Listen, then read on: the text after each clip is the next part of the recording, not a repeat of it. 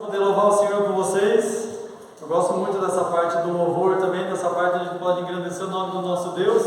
É tão gostoso, poder sentir as verdades, que os hinos nos traz para pensar e ver desse cuidado desse Deus que é tão fiel, desse Deus que não nos abandona, desse Deus que realmente nos socorre. Cantando essa última estrofe, é tão interessante, não sei se você notou ali, mas que fala sobre esse ver de Deus, que Ele conhece, sobre a própria onisciência dele. Então, como é gostoso poder louvar o Senhor. E uma das bênçãos que eu vi aqui da igreja, eu acho que eu não vi todos os regentes, eu falei, tem que ser uma semana para mim ver todos, porque também o Mateus ri muito também ali, sempre sorrindo, então isso é gostoso de poder ver e sentir, realmente aquela alegria que vem do Senhor. Então isso é grande bênção, é gostoso de poder ver a igreja servindo ao Senhor. Obrigado pelo carinho que nos receberam, vocês, que realmente tem mais tempo na igreja, que eu consigo me recordar também. Eu não tinha comentado, mas eu já fui seminarista aqui na igreja também durante um ano. No meu primeiro ano do seminário, eu fui seminarista aqui na igreja, era mais um seminarista de só chegar e assistir as coisas, não servia, não trabalhava aqui, porque eu trabalhava na igreja do Pinheirinho, mas o pastor Rodrigo, na época era pastor lá, por ser o primeiro ano e ele saber a adaptação, correria e a distância que é, ele no culto durante a semana, escolha uma igreja para estar indo, e daí eu vim aqui para a igreja de Veisópolis, então é gostoso poder ver alguns irmãos, não sei se vocês se lembram de mim, porque na verdade essa minha feição, como diz o pós-modernismo, não é o que vocês estão vendo, eu sou as fotos que o pastor Rafael postou. Ele não sabe quantas mensagens eu recebi. Pastor, tem que atualizar a foto. Eu não era branco, não tinha nevado ainda lá, Então, porque quando eu vinha, eu era bem mais jovem, tem mais de 15 anos atrás, E então alguns me mandaram mensagem: pastor, você tem que atualizar as fotos, Eu falei: olha, porque acho que ele pegou do Face, então acabou indo lá, mas aquele sou eu, Esse que você está vendo aqui, como diz o pós-modernismo, não é a verdade que você está vendo, não é absoluto isso aqui, é relativo, tá bom? Então você está me vendo ainda daquela maneira, tá bom? Mas graças a Deus pelos anos que Deus tem me dado para mim, poder servir Ele, é uma grande bênção poder honrar o nome dEle, e realmente o coração está doendo já e está acabando, mas sou grato ao Senhor pela vida de vocês, realmente grato por vocês mais antigos pela forma que me recebeu, por você que é novo na igreja pela forma que nos receberam, é tão gostoso poder ver o sorriso, o cumprimento, esse carinho de vocês, que isso possa aumentar cada vez mais, e esse desejo de servir ao Senhor, realmente não esquenta banco, sirva ao Senhor, essa semente que vocês têm aqui na mão, espalhem, espalhem, a gente que morou lá por 14 anos, 13 anos lá no Imbuial, um lugar bem rural, agricultura que predomina, como é lindo ver aqueles campos, que depois de a semente espalhada e aquela planta, realmente brota e aquele campo fica tão lindo. Eu vejo que é assim quando a igreja realmente espalha a mensagem, a semente da palavra de Deus, e que a gente venha realmente desenvolver isso, e que as nossas obras do hoje sejam melhor do que as primeiras lá, amém? Nós vamos terminar hoje o nosso texto, eu espero que você se lembre um pouco do que a gente falou ontem. Se você não falou, eu vou recordar um pouquinho, tá bom? Mas a primeira mensagem nós falamos como deveria ser uma igreja no mundo pós-moderno, como deve ser a nossa posição, como devemos reagir. O desvalorizar da família, ou seja, a família em si, a instituição que Deus criou, a verdadeira, tem perdido o valor, que eles têm instituído tantas outras maneiras, outros tipos de família, e perdendo realmente aquela verdadeira, Então que nós homens, como líderes, cabeça do lar, possamos estar realmente desenvolvendo, mas nós iremos precisar de mais 5 aulas para falar tudo que eu trouxe para falar, tá?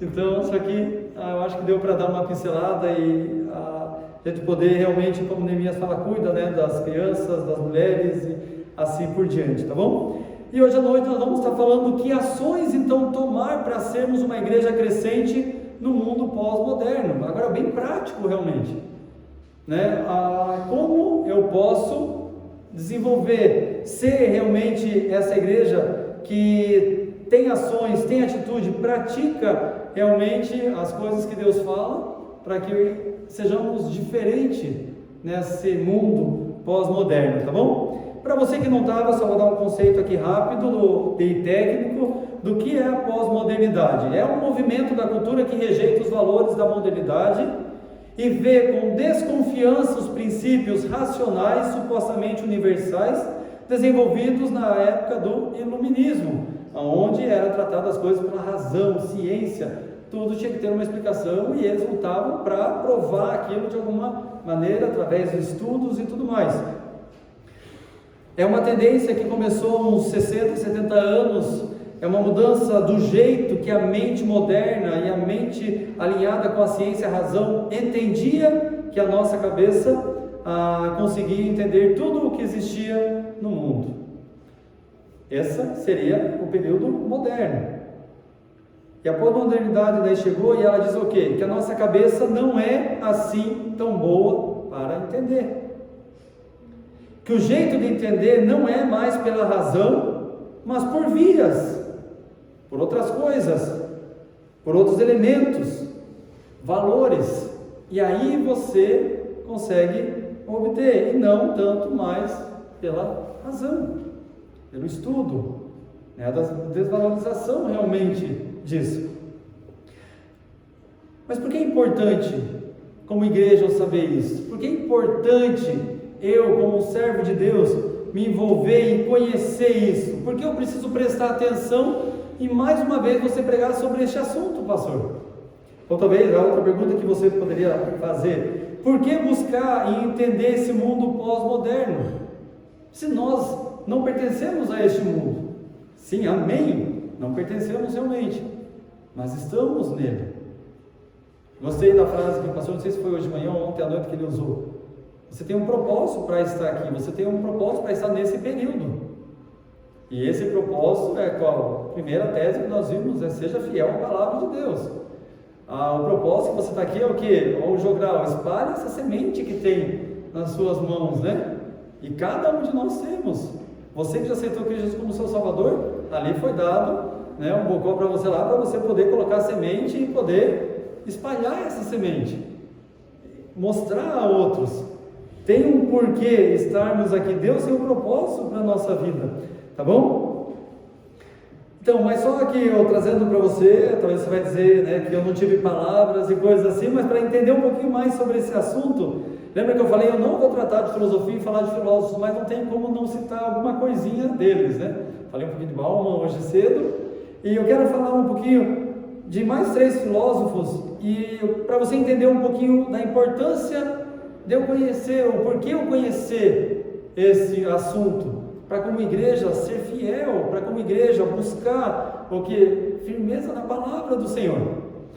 Me perdoe se eu não falar os nomes certos, eu odeio falar nomes que realmente não são abrasileirados, tá bom? Não são brasileiros, né, e coisas assim, porque é tão difícil às vezes, e o meu inglês é tão fraco, que eu não sei se eu posso contar isso aqui para vocês, porque até é vergonhoso, mas uma vez eu cheguei no seminário, numa conferência que tinha lá, e um pastor americano estava lá, e de repente, do nada, eu lá no meio do salão, o pastor norte-americano chegou para mim e começou a falar. E daí eu falei só assim para ele, porque eu nem ia tentar falar, né, que nem vou falar aqui, porque esse meu inglês é terrível, né?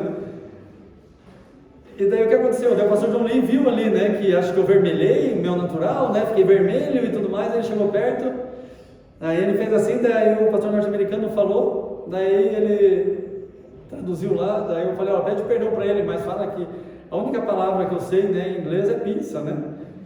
E daí o pastor John Lee, não vem inglês nessa palavra, né? Não me ajudou para você ver como o inglês é, né? Então, me perdoe se sair alguns nomes aí meio estranhos, mas eu não vou me alongar neles, tá bom? Mas o primeiro, que é Friedrich Nietzsche, acho que é assim que fala, é um dos precursores, né, questionando a objetividade do conhecimento. Ou seja, não tem como você chegar a um conhecimento pleno da verdade, do que é realmente. O que ele está querendo dizer com isso? Vou tentar explicar aqui, mas até a explicação ficou confusa, tá? O que ele está querendo, eu sei que tem professor de filosofia aqui, né? Então alguma coisa pode ajudar, alguma coisa assim, mas o que ele quer dizer com isso, né? O que ele está querendo falar? Que tudo que você viu e falou Né? Ou seja, o que isso quer dizer? Que antes que tudo que você viu e falou era verdade, ele está agora dizendo que não mais é verdade. Que tudo que você vê, na verdade, não vê. Porque você não vê tudo por completo, somente em parte. Entendeu? Me explica. Estou brincando, mas loucura isso, né? Ou seja, tudo que você está vendo, na verdade, você não está vendo. É relativo. Talvez o que eu estou vendo, né, o que vocês estão vendo, o que talvez um irmão está vendo, o outro está vendo, é relativo que um ou outro está vendo. Cada perspectiva, a experiência, talvez até o mesmo como ouvir. Então por isso ele acaba falando um pouco dessa maneira, tá bom? Ou seja, você cria uma imagem à sua mente, porque você disse que a imagem que você tem é de fato a imagem que você viu. E anda inventando palavras para descrever a imagem que entrou na sua mente. Louco, né? Entendeu?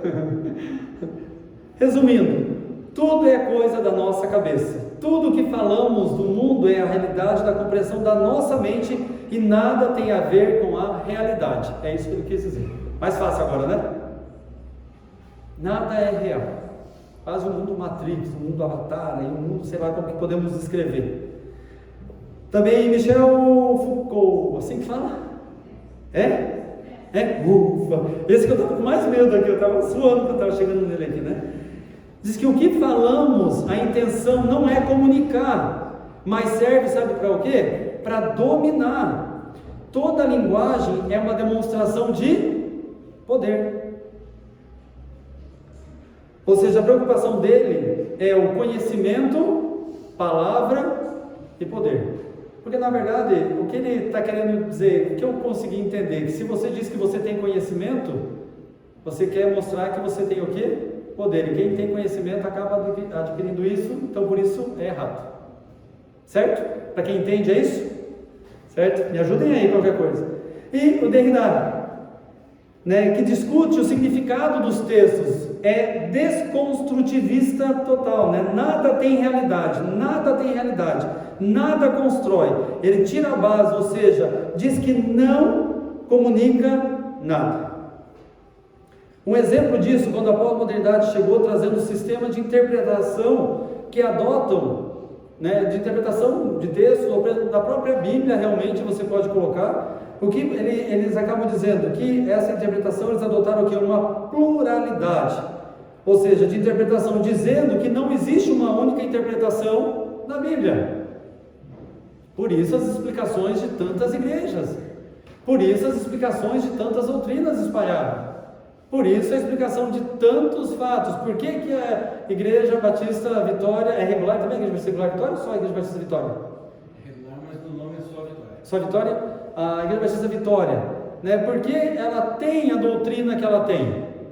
Por que a outra tem porque ela tem? Porque é tudo, né, realmente uma forma de interpretar com pluralidade, porque cada um pode interpretar da maneira que quer. Porque pelo próprio pós-modernismo, o que ele traz?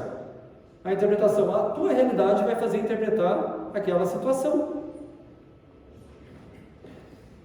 Ou seja, na realidade deles, que cada vez que você lê a Bíblia, vai depender do contexto em que você se encontra, então será produzido uma nova interpretação, e provavelmente ao contrário do que foi no passado, mas é igualmente válida, porque não existe uma única interpretação. Eu sei, comigo acontece isso também, de às vezes estar lendo a Bíblia, né, como às vezes anualmente lendo, você passar por texto e, nossa, parece que eu nunca li isso. Alguém vem falar alguma coisa, você, nossa, está na Bíblia, é isso? E você acabar dando aquele pano. Ou às vezes você até lê, o Senhor é meu pastor e nada me faltará. E ele, em certa ocasião, vai servir para você com uma realidade. O que não vai faltar? Não vai faltar saúde. Talvez se eu estou pleno de saúde, coisa assim. Talvez eu estou passando na área financeira, ele vai me ajudar o que? Se nada me faltar, ele vai suprir isso também. Que nem é nesse contexto que ele está falando, né? Ele está falando de um outro contexto, mas daí podemos fazer uma outra mensagem, Salmo 23, para entender um pouquinho mais sobre isso. Mas olhando para essa situação, então a palavra de Deus, ela pode falar nesses períodos devocionais, né? Com a gente de uma maneira especial, de uma maneira que você fala, nossa, que legal. E às vezes você vai ler depois de uns 2, 3 anos aquela mesma passagem, ele vai te ajudar em uma outra área. Então, não estou falando que isso pode acontecer, mas quando você para pensar em interpretação e o que realmente a Bíblia está falando, doutrinariamente falando, teologicamente falando, as mudanças, as verdades de Deus é a mesma, não muda. Então, por que a diferença? Por causa dessa pluralidade realmente, tá bom? Então, sendo que o objetivo da interpretação bíblica é entender o quê? Regras de interpretar, para ouvir a voz de Deus, falando através do quê? Das Escrituras, tá? Falando através das Escrituras. E procurar o que o autor está dizendo, buscando entender as línguas originais, história, arqueologia, o contexto, tentando entender o que Deus quer dizer através do autor. Porque ontem, na mensagem à noite, eu falei um pouco muito mais sobre Tiatira, para tentar entender o contexto da carta para Tiatira. Por que foi enviado? Porque Deus, Cristo realmente, aquele que sonda a igreja, viu que uma igreja tão boa estava sendo influenciada por algo que não era bom. Então, para entender, se a gente só chega talvez em Pan e fala, olha, Pan, o que? Formou um contexto, entendendo o que ele quer trazer com que a igreja entenda que vai ter dificuldade, vão ter lutas, que vai ter realmente batalha grande, né? Mas hoje foi abandonado esse objetivo. Hoje é como o que? Entendemos como é, né, que a Bíblia foi escrita ou foi feita. Ou seja, o que vale hoje não é o que o autor quer dizer, mas sim o que eu quero entender. E eu determino o que o texto está dizendo. E hoje os crentes estão muito espertos para isso, muitos cristãos, né? Eu vejo assim, algumas fugas assim do povo, né? Pastor, mas não está na Bíblia isso, né? Onde está dizendo esta palavra que não pode? Ou olha aqui, né? Aquela que às vezes alguns acabam gostando. Pastor diz que não pode ser muito dado. O entendimento é que então pouco pode. Sabe, algumas interpretações o que não vão atrás, né, realmente do contexto que a Bíblia fala, acabam tirando somente aquela frase e usando para o quê? Para o que eu quero. Para o meu eu ser satisfeito. Que isso que o pós-modernismo coloca bem, o eu, né, ali, que deve ser o quê? Engrandecido, tá bom? Ou seja, agora o texto fala por si, não que a Bíblia não fala por si, não que ela não seja viva. Mas existe uma verdade nela escrita que nós temos que tirar dela mesmo, não de outro lugar. O que eles querem dizer, né, quando eles, Derrida, aqui ele está querendo dizer em relação aos ensinamentos dele, é que ele pode dar quantos significados quer, e pode produzir os significados que quiser. O texto ganha a própria vida, ou seja, o leitor se torna o autor e vai dizer o sentido do texto e a intenção do leitor como autor, mas conforme a experiência e o momento. Nós vemos que tem acontecido muito isso aonde? Em mensagens o quê? WhatsApp. Eu aprendi, não resolva mais problema em WhatsApp. Porque você escreve uma coisa e a pessoa do outro lado, o que ela faz? Ela entende totalmente ao contrário. Não que e passa para os outros, por que ele falou isso, aquilo? Não, mas não está escrito isso, olha o que eu escrevi aqui, né? Já aconteceu com você? E muitos têm feito isso com a palavra de Deus também. Mostrando, né, que realmente o texto está falando aquilo que ele quer, porque o que importa é o que você sente, é como você interpreta o texto, no momento em que você está lendo. Ou seja, é a religião reduzida ao quê? A sentimento. É a religião realmente vivendo a relativização, o liberalismo, do sentido da verdade. A pós-modernidade acredita em tudo. Se valoriza qualquer coisa sobrenatural através da experiência, gerando assim o quê? Um irracionalismo, não de irracional, mas de valorizar outras coisas fora da razão, e que gera um misticismo, ou seja, uma pessoa pós-moderna não pensa que Deus deve passar por sua razão, porque a razão não serve para nada. Bastante coisinha aqui, né? Mas já estamos acabando aqui. Daí a fraqueza do conteúdo e da lógica, ou seja, a mensagem que não tem sentido teológico algum. Tentando o quê? Realmente a desestruturar, a destruir realmente. E aí gerou pessoas que quando você tenta levar a Bíblia, lembra que eu contei? Que eu mandei um versículo para uma pessoa cristã, e ela me mandou uma contra-resposta: por que você mandou esse versículo? Eu não fiz nada. O que eu fiz? Moça, né? Não foi, é só porque falou comigo. Mas o que isso, porque eu dei esse exemplo de novo? Porque o que gerou nas pessoas? Que quando você leva a palavra de Deus, não somente para incrédulo, que antigamente era uma luta levar a palavra de Deus para incrédulo, né? Hoje, muitas vezes, quando você tenta levar a palavra de Deus para crentes também, ou para alguém, ou para aquele irmão que precisa de uma instrução, para aquele irmão que talvez não está de conformidade com a palavra de Deus, que a palavra de Deus nos fala para admoestar uns aos outros, instruir uns aos outros e ajudar na vida cristã. Muitas vezes, o que você vai ver? A pessoa brava com você? Ou a pessoa jogando na sua cara que você só quer mostrar que você é bom, ou que você quer demonstrar poder, e é uma disputa de poder, e realmente não tem mais aquele coração mole. Obrigado, irmão. Realmente não estava enxergando, realmente não estava vendo dessa maneira. E por isso hoje nós vemos, né, tantos crentes pulando de igreja em igreja, e eu vou naquela igreja porque eu gosto daquelas pessoas, porque o importante é eu me sentir bem, porque isso é o que importa. Ou encontramos muitas pessoas dentro de igrejas como só adeptos realmente ao Evangelho e não convertido realmente, porque não se preocupam mais com mudanças, não se preocupam com transformação. E daí que vemos realmente o que? O relativismo total. Tudo é relativo, porque quem disse que acaba sendo pecado o que eu faço, né? Porque às vezes o que é pecado para mim não é pecado para você, porque não há uma certeza, cada um pensa como quer. Por isso hoje vários que se dizem cristãos, né, vivem o quê? Longe da verdade, porque se deixaram minar por filosofias vãs, se deixaram minar por coisas que não são bíblicas, se deixaram minar por princípios que não vêm de Deus, e longe dos princípios bíblicos vivem. Não leva a sério o que? A palavra de Deus. Triste realidade, né? E vemos isso hoje em igrejas que se titulam cristãs, e pessoas que se titulam cristãs, vivendo dessa forma. Não é bem assim. Não podemos ser radical. Porque o que é pecado para mim, às vezes, não é para você.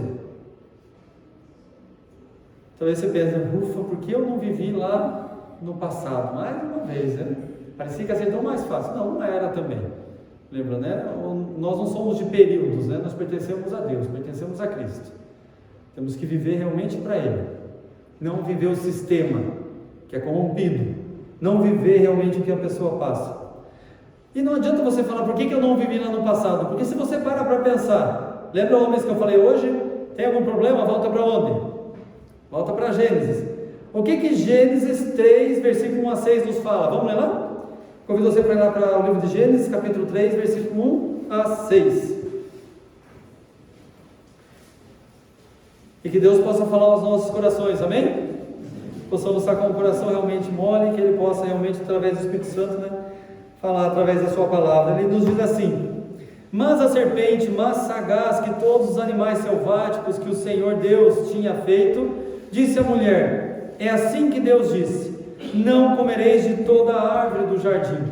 Respondeu-lhe a mulher: do fruto da árvore do jardim podemos comer, mas do fruto da árvore que está no meio do jardim, disse Deus, dele não comereis, nem tocareis nele, porque não morrais. Então a serpente disse à mulher: é certo que não morrereis?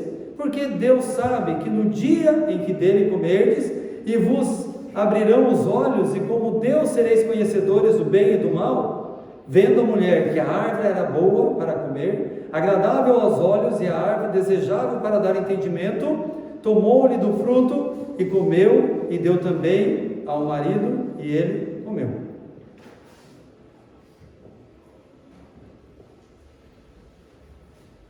Ou seja, os ensinos enfatizados pela pós-modernidade não são novidade alguma olhando para esse texto. Por que não? Versículo 1 e versículo 4: o diabo põe em dúvida a verdade de Deus. No coração de quem aqui? Então a serpente disse à mulher. Versículo 6, e vendo versículo 1, chegando a mulher, e versículo 4, então disse a mulher: é certo, ou seja, o diabo põe em dúvida que a verdade de Deus no coração de Eva. Aqui nós já vemos o que? O relativismo. Já vemos ele ali, começando a aparecer. Ou seja, tudo é relativo. É opção, realmente. É tão interessante que pela própria pós-modernidade, como eu falei com os homens hoje sobre a própria família, o que eles querem quebrar? Deus instituiu a família, E família é o quê? Heteroafetiva, certo? Gênesis 2:24, composto por homem e mulher, e Gênesis 1:28, para que a família pudesse desenvolver, se multiplicar e ter o quê? Filhos. Mas não é bem assim esse conceito no período pós-moderno. Não é o que eles dizem.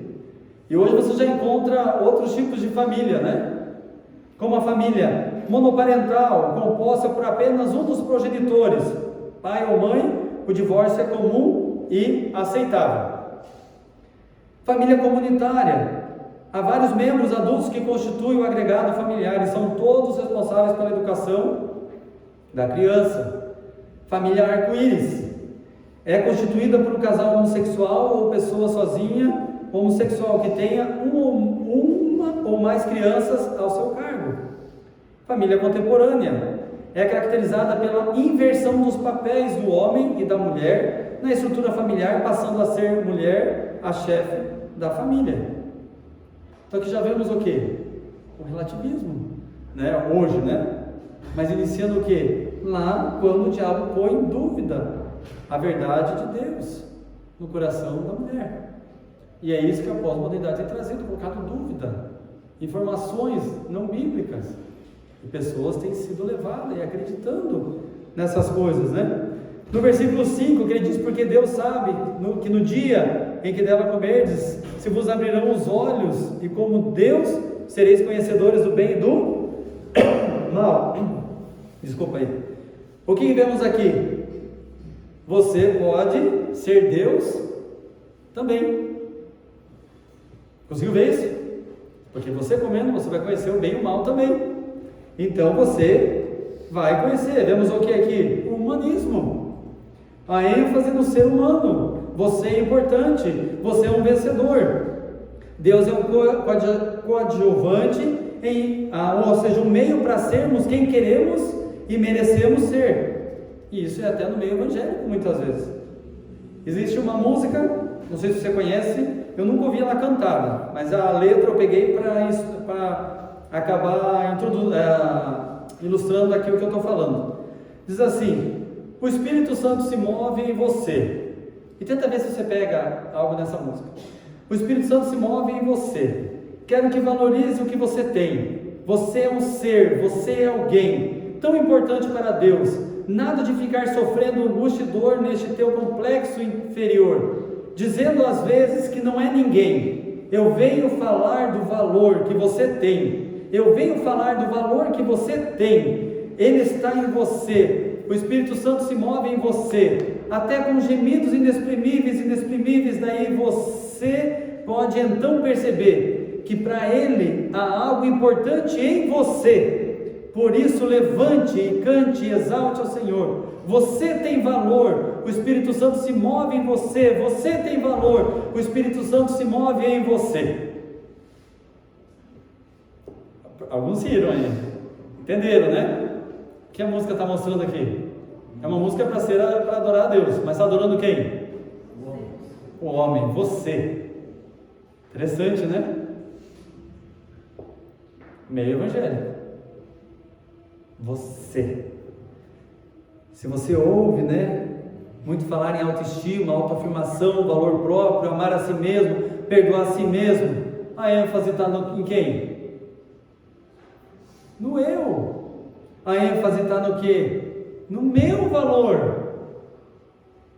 E é isso que as igrejas têm sido, levado a pensar. Mas Deus diz o quê? O que nós vimos hoje cedo?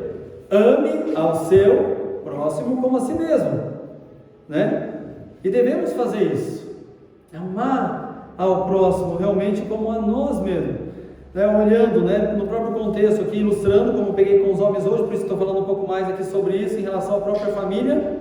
Quando você parar para pensar dentro do relacionamento, por que muitos dos casamentos hoje não dão certo? Porque o que o marido fala para a esposa? Você não me respeita. O que a mulher fala para o marido? Você não valoriza a mulher que tem. Por que os filhos falam para os pais? Porque vocês não me entendem. E quando você olha para essas 3 frases, para esses 3 grupos, marido, mulher e filho, todos eles estão fazendo o quê? Colocando em primeiro lugar o quê? O eu, o interesse próprio. Não vemos isso? Não é visível isso? E daí vem o marido, e ele diz para o pastor: pastor, eu quero me separar, não aguento mais a minha esposa. E o pastor, depois de conversar um pouco, aconselha: na Bíblia Deus manda você amar a sua esposa. Mas eu não amo mais, diz o marido. Então o pastor fala: mas a Bíblia fala em amar ao próximo. Quem é o seu mais próximo? Daí o marido respondeu: minha esposa. Mas ela me irrita tanto que mais parece minha inimiga. E o pastor só ficou olhando para o marido. Não tem escapatória, porque a Bíblia diz o que até? Ame o inimigo. Então não tem desculpa. Sempre existe a solução. Deus é a solução. Deus realmente tem grandes coisas, mas o homem sempre procura o seu eu. Então, lá, no início nós já vemos isso. Em Gênesis 3:6, vendo a mulher que a árvore era boa para se comer, agradável aos olhos, e a árvore desejável para dar entendimento, tomou-lhe do fruto e comeu, e deu também ao marido, e ele comeu. O que vemos aqui? A mulher buscou o quê? Satisfação o quê? Pessoal. E o que o nosso período pós-moderno está ensinando às pessoas? Satisfaça os seus desejos, seja feliz, mergulha, realmente experimenta, ao invés da obediência a Deus. Satisfaça a concupiscência da carne, bora, vai lá, coma. A concupiscência dos olhos, olha que agradável o olhar. A soberba da vida, desejável para dar o que? Entendimento. Individualismo é visto aqui, egoísmo é visto aqui, pensando na sua própria o quê? Satisfação. Mas o importante é se sentir bem. É isso que o período fala aos modernos. Fazer o que o seu coração manda. Mas se a gente for ver também em relação ao coração, o que a Bíblia fala em Jeremias 17:9? Como é o nosso coração? É enganoso, cuidado. Quando vem, eu tenho paz no coração, eu falo, paz no coração, é o eu ali falando, Eu sei, Deus trabalha, mas é todo um conjunto. Um dia eu posso contar o meu testemunho em relação ao chamado, até lá para o alto, como Deus fez e tudo mais, Que o meu desejo, como eu falei já na primeira mensagem, era realmente trabalhar lá no Amazonas, mas Deus não abriu portas. Insatisfação, Quando o outro não é como você quer que ele seja, E com isso vem aqueles problemas, porque as pessoas se juntam ao invés de casar, porque múltiplos divórcios, por incompatibilidade de gênios,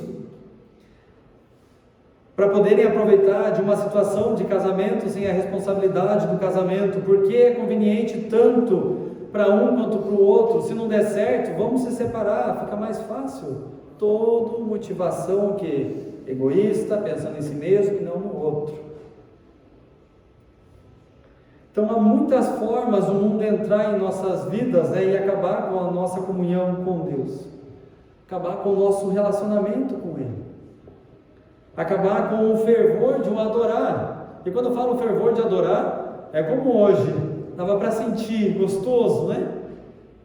Fervor não é barulho, fervor não é, né, realmente essas coisas, né, que muitas vezes somos ensinados, mas é algo que vem de dentro, aquele prazer em você poder olhar, né, para aquele louvor, né, para aquela adoração a Deus, você poder refletir: jamais me abandonará, né, como o próprio hino do ofertório, né, hei de vê-lo, um hino lindo, né? Eu não sei qual é o seu desejo, né? Muitas vezes quando perguntam qual é o seu desejo, qual é o seu sonho, e às vezes a gente fala tantas coisas: viajar para o exterior, é ter isso, é ter aquilo. Já parou para pensar se a gente pudesse na hora, na ponta da língua, ver o meu Salvador, e Ele poder dizer para nós: servo bom e fiel. Não, né, igreja negligente, né, uma coisa assim. Que o Espírito possa falar em nossos corações, que a gente possa realmente ficar firme na palavra de Deus. Essa foi a luta da igreja de Tiatira. Ao invés de temer ao Senhor e andar nos seus caminhos, eles estavam vivendo o quê? Diferente. E assim como eles tinham desafios, hoje nós temos também. Então devemos sempre o quê? Saber: tema ao Senhor, seja fiel à palavra dele. E temer ao Senhor tem 3 aspectos: consciência da existência e presença de Deus, consciência da prestação de contas que nós vamos ter que dar a Deus, e condição do que? De proximidade. Sem isso não há temor. E lembrando, temor não é medo, é o que? Obediência, né? É respeito, é amor. E chegamos então no título que mostra: que ações tomar para sermos uma igreja crescente no mundo pós-moderno. Ou seja, vamos mudar um pouco do pós-moderno, porque nós somos atemporais, né? Nós não pertencemos a esse tempo. Vamos falar assim então: que ações tomar para sermos uma igreja crescente no mundo manchado pelo pecado? Porque, como vimos, é desde o início. Desde que o pecado entrou, essas coisas já podemos ver. Como ser?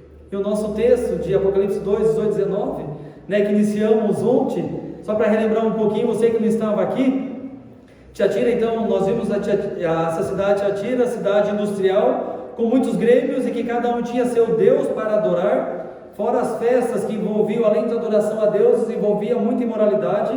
Então Deus, né, realmente chega através de Cristo elogiando, né, a igreja ali, e paramos com Cristo dando uma palavra de elogio. Vamos para lá? Apocalipse capítulo 2. Apocalipse capítulo 2. E versículo 18, e ele diz: ao anjo da igreja em Tiatira escreve: essas coisas diz o Filho de Deus, que tem os olhos como chama de fogo e os pés semelhante ao bronze polido. Conheço as tuas obras, o teu amor, a tua fé, o teu serviço, a tua perseverança, e as últimas obras mais numerosas do que as primeiras.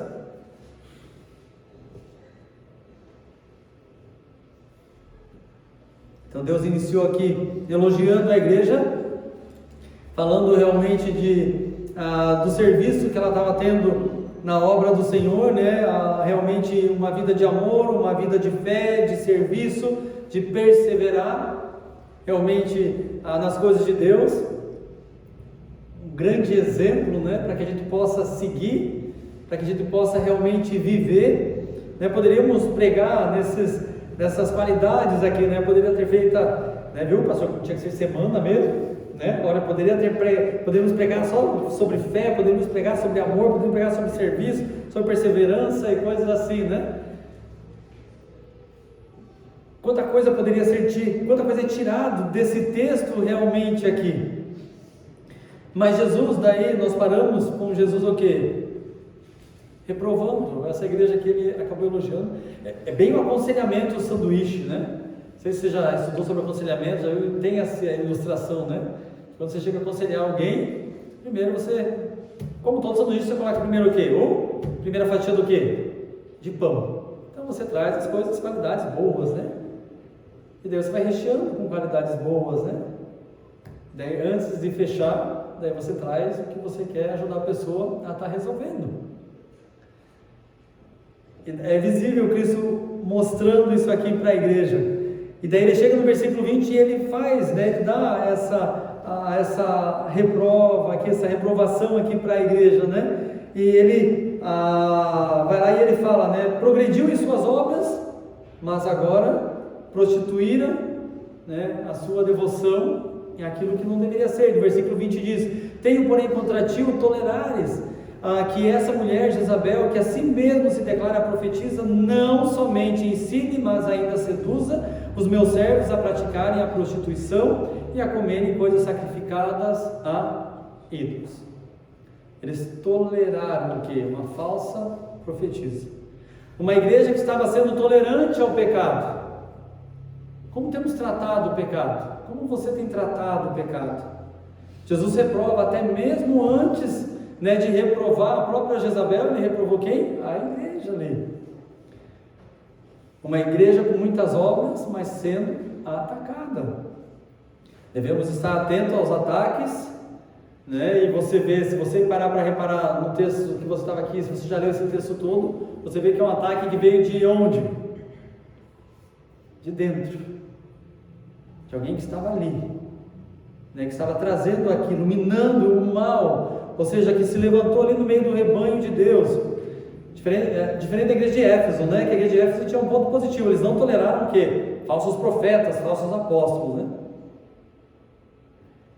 O tolerar, ele pode ser bênção, né? Mas lembra que o tolerar, que nós até falamos um pouquinho ontem, tolerar uns aos outros, né? Mas não tolerar o que? O pecado.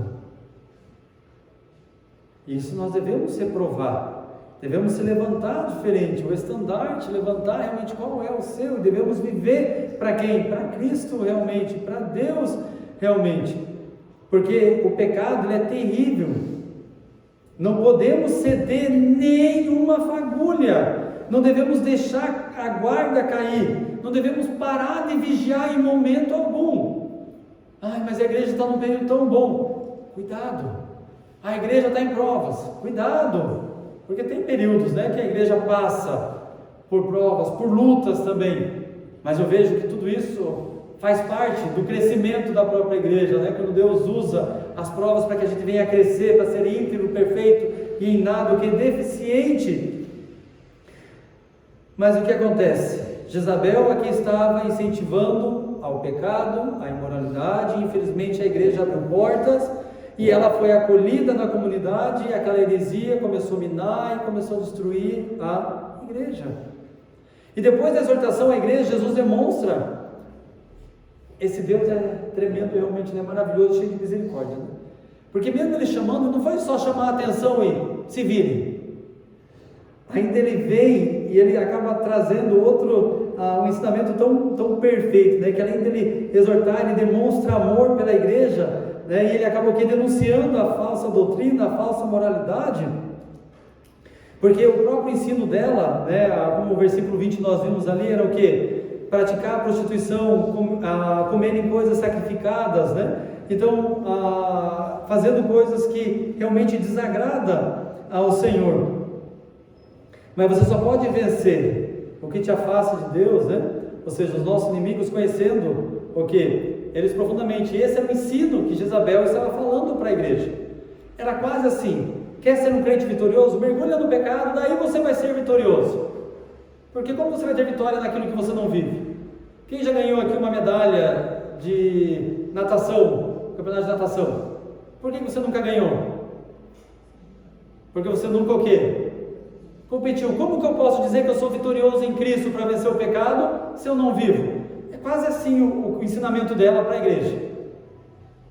E a igreja estava acatando, alguns estavam acatando realmente a isso, né? Ou seja, o pode tudo, porque a verdade não é alcançada, e não acredita então em verdades absolutas, mas o que você determina como verdade, o relativismo que tem predominado dentro do mundo cristão, que hoje muitos não se posicionam contra o pecado, alguns sutilmente até apoiam, né? Eu já fui atacado por crentes em relação, né, à ideologia, em relação ao aborto, em relação à droga e outras coisas que você possa pensar. Então, mas devemos o que? Nos manter o quê? Fiéis. Por isso a pós-modernidade é um grande desafio para a igreja de Deus. ela é marcada por mudanças de valores, e é veloz os valores, mudam muito rápido. Hoje tudo é muito mais importante, né, do que o ser humano, talvez por alguns acharem, né, que é um conceito mais amplo de racionalidade, baseado em valores, emoções e preferências de indivíduo, né, ou seja, o lado pessoal e não mais o racional. E Jezabel ensinando, vale tudo, você não pode perder, que lá no contexto era o quê? Lembra que os cristãos, se eles tinham um comércio, eles tinham que fazer parte daquele grêmio que ele estimulava realmente o quê? Aquelas refeições, que depois das refeições que eram de comidas sacrificadas a ídolos, vinham o quê? Aquelas festas com imoralidade, com libertinagem e tudo que você possa pensar de ruim, mas o que importa é que você daí não vai perder o quê? O dinheiro, porque o papel do comerciante é ganhar o seu dinheiro para a sua sobrevivência. E quanto se corrompe, né, por causa do dinheiro. Então a proposta dela aqui é o quê? O que ela declarava? O que ela oferecia? Uma nova versão do cristianismo. Um cristianismo liberal, um cristianismo sem regra, um cristianismo sem proibição, um cristianismo sem parâmetro, um cristianismo sem princípio, um cristianismo sem lei, um cristianismo sem normas, modificando o cristianismo ao paganismo. E do pouco que nós vimos de ontem para até hoje, o que nós vemos que a pós-modernidade quer inculcar em você? Que nem existe cristianismo, né? Porque não existe verdade absoluta, é relativo. Então é algo que você inventou porque você precisa disso. É uma necessidade que você tem, mas não porque é uma realidade. Isso é um grave problema que tem atingido as igrejas hoje, né? Hoje quase não existe distinção do cristão para o não cristão, não é verdade? É real ou não? Eu vejo pelo contexto que eu vivo, né, que muitas vezes pessoas vêm, você está conversando, você até conhece alguns dias, depois de meses você conhece e você acaba sabendo que a pessoa é cristã também. Você, como assim, né? Como assim? Por quê, né? E lembra que eu não estou falando de crachá, lembra, eu não estou falando de roupa, eu estou falando realmente do quê? De vivência da palavra de Deus, de santidade, de buscar o quê? Conhecer a Deus mais e mais. Mas a igreja é confrontada por Cristo, por isso que eu falei do amor. Olha o versículo 21. Dei-lhe tempo para se arrepender-se. Ela, todavia, não quer arrepender-se da sua prostituição. Então, ele dá essa oportunidade. Ele deu para ela mesmo que para Jezabel mesmo. Deus, ele é longânimo, ele dá tempo. Temos que se arrepender dos nossos pecados e muitos não querem se arrepender. E versículo 22 e 23 demonstram o quê? Se você não quer, Deus ainda tenta nos ajudar. Não porque ele é mau, porque ele nos ama. Versículo 22 e 23 diz o quê? Eis que a próstro de cama, bem como em grande tribulação, os que com ela adulteram, caso não se arrependam nas obras que ela incita. Matarei os seus filhos e todas as igrejas conhecerão que eu sou aquele que sonda mentes e corações e vos darei a cada um segundo as vossas obras. O que vemos aqui?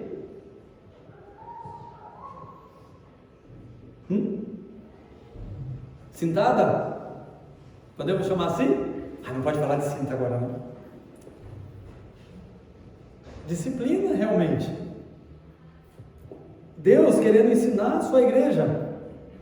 Cristo revela seu controle soberano sobre as igrejas através da exortação, através do que? Da própria disciplina. Deus usa a disciplina para transformar o prazer em chicote. Já ouviu esse termo? Chega um momento que a tolerância acaba. E é interessante porque ele cita aqui o exemplo da cama, né? O que é a cama para você? Já teve aquele dia que você estava a noite inteira e chega aquele período de deitar, dormir, você deita na cama, o que você faz? Não é gostoso? O que vai ser transformado isso? Até isso em tribulação. E Cristo revela então o seu controle soberano sobre as igrejas através da exortação. E Ele é soberano sobre essa igreja aqui também, amém, né? Tiatira é encorajado aqui a perseverar. Olha o versículo 24 e 25. Digo todavia a vós outros, aos demais de Tiatira, a tantos quantos não têm essa doutrina e que não conhecem, como eles dizem, as coisas profundas de Satanás, outra carga não jogarei sobre vós, tão somente conservais o que tendes até que eu venha. A igreja aqui é encorajada até o fim, conserva o que tem, a vontade de Deus é o que é? A conservação, na santificação. O papel de Satanás é o que? É enfraquecer a igreja, é corromper. E o versículo 25 nos instrui: conservai o que tende, e saiba em Cristo, temos o que? Tudo. É isso que Salmo 23 fala, tá? Porque a gente fica pensando em todas as coisas, né? Mas não, o que ele quer dizer? Se você tem Deus, você tem tudo, você não precisa de mais nada. Não sei se você já viu por essa perspectiva, porque muitas vezes usamos o Salmo 23 para quê? O mundo usa, né? O Senhor é nosso pastor, nada vai nos faltar, não vai faltar isso, aquilo. Não vai faltar, sabe por quê? Porque se eu tenho Deus e estou doente, está faltando alguma coisa para mim? Não, nem saúde, porque eu tenho Deus. Se eu não tenho dinheiro, mas eu tenho Deus, está faltando dinheiro para mim? Não, porque eu tenho o quê? Deus quer tudo. Mas é assim, né? Mas o senhor Rafael pode pregar esse salmo de uma forma, é muito legal ver com essa perspectiva assim, né? É gostoso. Um outro exemplo, né, para mostrar, né, por que Satanás quer realmente enfraquecer a igreja e corromper. O versículo 25 diz, né, conservai o que tendes e saiba que você, tendo Cristo, temos o quê? Tudo. Nós não precisamos buscar novidades. Porque novidade, não sei se você é como eu. Eu lembro que, quando eu vi televisão LCD, é assim que falava, né? Ai, que sonho, uma televisão tão fininha, né? Nossa, imagina ia na casa de um, tinha, nossa, que legal. Ia na casa do outro, tinha, nossa, que legal, né? Até que Deus nos deu uma de presente. Aí, eu descobri que tinha a Smart. Poxa! E a minha não era Smart, era só LCD, né? Agora eu quero o quê? Quero uma Smart. Daí pegamos uma Smart. Fomos no shopping.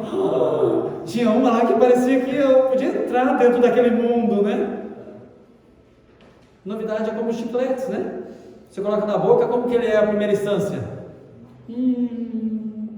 Docinho, açúcar, vida, né? Alegria, né? Porque vida sem açúcar não é alegre, né?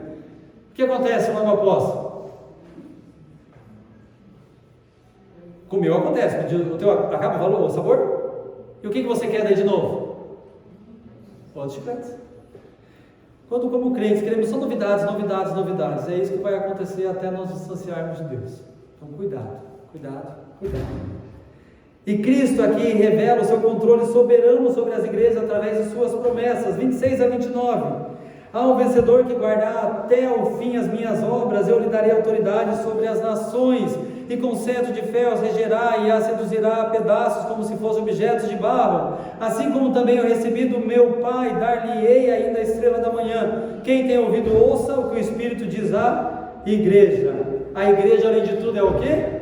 Recompensada. Deus não precisa de nós, Deus não precisa que o adoremos, porque se a gente não adora, as pedras vão adorar, mas além de tudo Ele fala o que para mim e para você? Eu vou te recompensar, servo bom e fiel, crescente em permanecer fiel ao Senhor. Então por isso a igreja crescente no mundo pós-moderno, e Jesus promete: o que permanecer fiel, esse de fato será honrado. E ele diz aqui, né, dar-lhe-ei o quê? A estrela da manhã. Tem várias teorias em relação a isso, mas eu me sinto muito mais favorável que realmente o que significa essa estrela da manhã, né?